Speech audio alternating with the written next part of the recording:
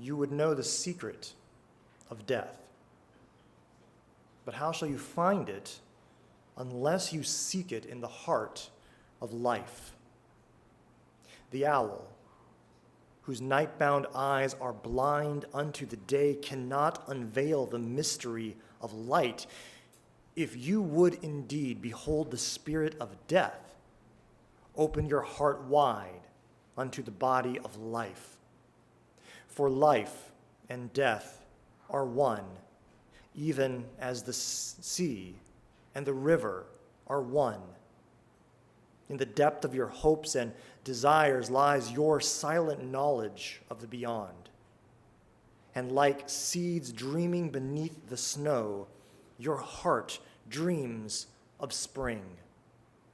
Trust the dreams, for in them is hidden the gate to eternity. Your fear of death is but the trembling of the shepherd when he stands before the king, whose hand is to be laid upon him in honor. Is the shepherd not joyful beneath his trembling, that he shall wear the mark of the king? Yet is he not more mindful of his trembling? For what is it to die but to stand naked in the wind and to melt into the sun? And what is it to cease breathing but to free the breath from its restless tides, that it may rise and expand and seek God unencumbered? Only when you drink from the river of silence shall you indeed sing. And when you have reached the mountaintop, then you shall begin to climb. And when the earth shall claim your limbs, then shall you truly dance. From The Prophet by Khalil Gibran.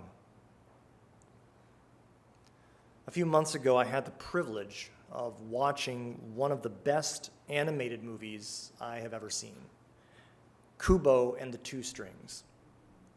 If you have not seen it, I cannot recommend it enough. It is so beautiful, and in many ways just so in tune with Unitarian Universalist values. I believe that we are actually going to do a congregation-wide popcorn theology viewing of the movie here at the church not too long from now. So I don't want to give you any spoilers this morning if you haven't seen it. Nevertheless, I do want to share some of its wisdom with you on this day that we celebrate, venerate, and honor our departed loved ones. Kubo is the titular protagonist, a young boy in a fantastical expression of ancient Japan during the festival of Obon, a traditional Buddhist celebration in which the living remember and revere the spirits of the dead. The story of Kubo is the story of a quest. And as I have noted before in this sanctuary, in a quest story, what the hero pursues is not nearly as important as what the hero learns. Kubo learns many things on his quest. For example, he learns of the power of stories, and especially the power of telling one's own story.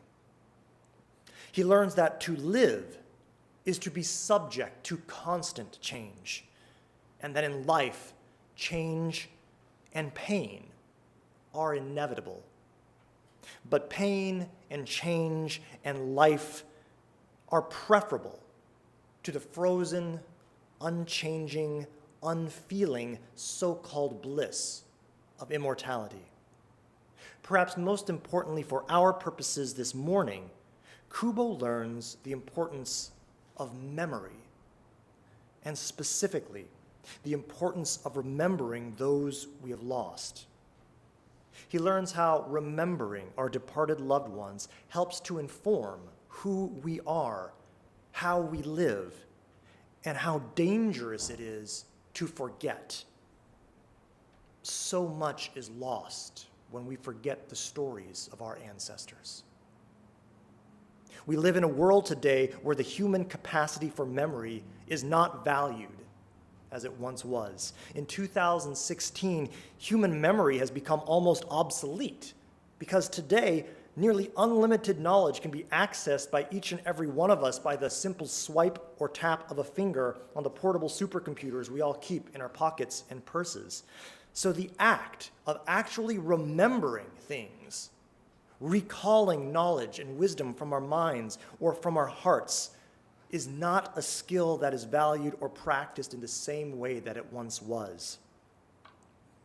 So we need to remember how to remember. Because there are experiences and stories and feelings and lesson learns that cannot be found on Google.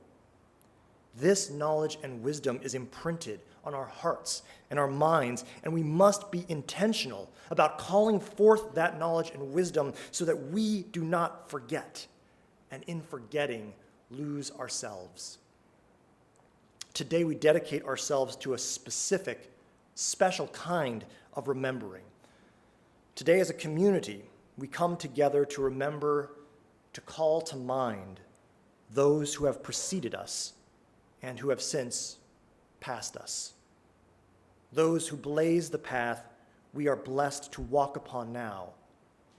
Those who loved us into becoming what we are today. Through their stories and their memories, we reconnect to our loved ones who are gone. The interconnection in this great web of existence of which we living human beings are but one part. These interconnections transcend even death. We are, all of us, the living and the dead, inextricably knit together. As a religious community, we take this moment today to pause, to intentionally pull ourselves away from the usual script of daily life, to give our attention, our affection, our thoughts, and our hearts to those still connected to us.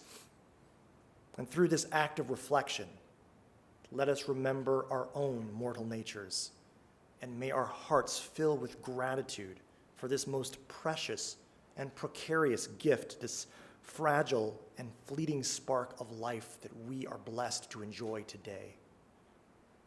So this morning, you are invited to partake in any one of several rituals through which you may remember, honor, and reconnect to those loved ones who have passed away.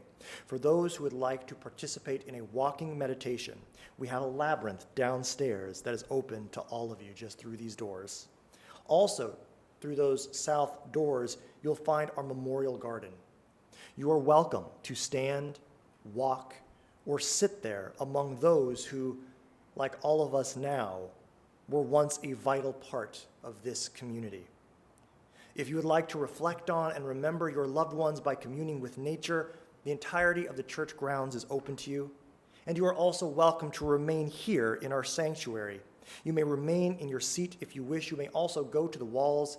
As you can see, we have pictures that have been brought in by our members. These are portraits of people who have passed on, people who were and are still deeply loved by someone at this church. And if you so desire, in just a moment, we'll bring out a candle box and you may light a candle for someone who has departed. All of these options are available to you this morning. At approximately 11:50, we will sound the church bell and reconvene here to conclude our service. Until that time, I ask each of you to help us preserve sacred silence, both in this sanctuary and especially beside our memorial garden. As Jeannie begins to play a little music, you are released to your ritual.